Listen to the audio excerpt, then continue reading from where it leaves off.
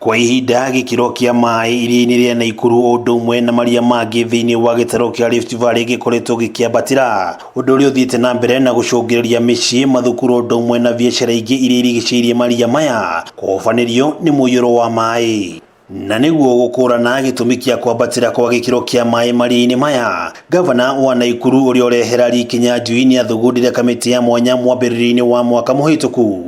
Kamiti iria yakuruhanagia honge ngurani cia thirikari na anyiti itemi honge-ini cia maria maturigiceirie niguo guthuthuria muiyuro iria-ini ria Naikuru. Na thutha wa ihinda ria uthuthuria, riu riboti ino ni iruguritio kaunti-ini ya Naikuru kuria guthingitha gwa thi gukundera kwa uriku wa iria kumana na kuongerereka kwa gikiro gia tiiri iria-ini, utemi wa miti ikigwetwo ari imwe wa itumi iria icungiriirie kwambatira kwa gikiro kia maai iria-ini riri.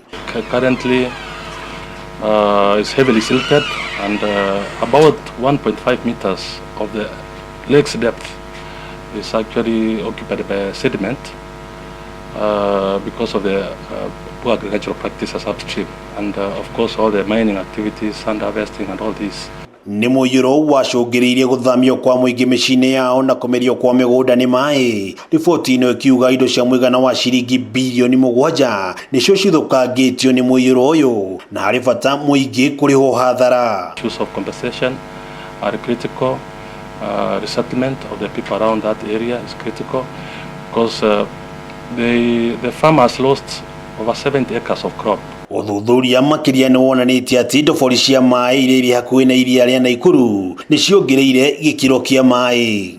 All the boreholes, groundwater formations in the catchment, we realized from the findings here that the water level within all the boreholes that are being monitored has risen by about 10 meters, meaning that the catchment is super saturated and therefore any water that comes into the lake has nowhere to go, just can only rise. Iguru ria kuriho ngarama kwa muingi uria wahutirio ni muiyuro uyu, kamiti ino ni endekithitie guthamio kwa ikingi cia thitima na rugiri ruria ruthiururukire runyanjara ruru na kugathikwo weru kwa itoka cia iria riri ria Naikuru niguo kugiria muingi gwaka hakuhi na runyanjara ruru. Beaconing of the riparian area and the extent to which this water can flood in a worst case scenario. Ni kumana na kuongerereka kwa gikiro kia maai gwacungiriirie gukorwo gwa thamaki iria-ini riri na kuria muingi wa matura ngurani ma Naikuru ukoretwo ugitabanio utegi wa thamaki ici ona thengia wacio kwirikana ni ugwati kuri ugima wa mwiri. We also found that the high levels of fish within the lake in the park, we saw that there are more freshwater birds. In one of the assessments we did, we found that there were more freshwater birds species within the lake system as recorded before.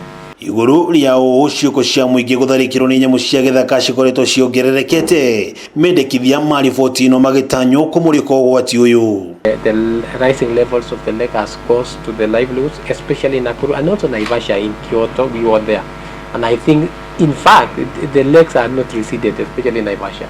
So there is a lot of quite a number of people are displaced, and therefore then this has given us a plan on how then to handle the next phase, and I am happy with the recommendation in terms of resettlement of the people. Riboti Kameme TV kuma kaunti ya Naikuru, ritwa ria Kwona wa ng'ombe wa Maina.